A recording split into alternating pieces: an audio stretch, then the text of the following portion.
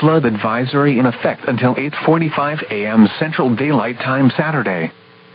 What minor flooding caused by previous heavy rainfall is occurring?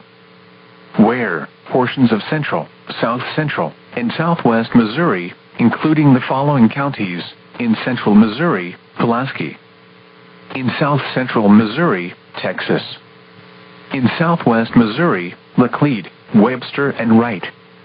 When? Until 8:45 a.m. Central Daylight Time Saturday. Impacts: minor flooding in low-lying and poor drainage areas. Additional details: at 8:42 p.m. Central Daylight Time, the public reported flooding in the advisory area. Minor flooding is already occurring.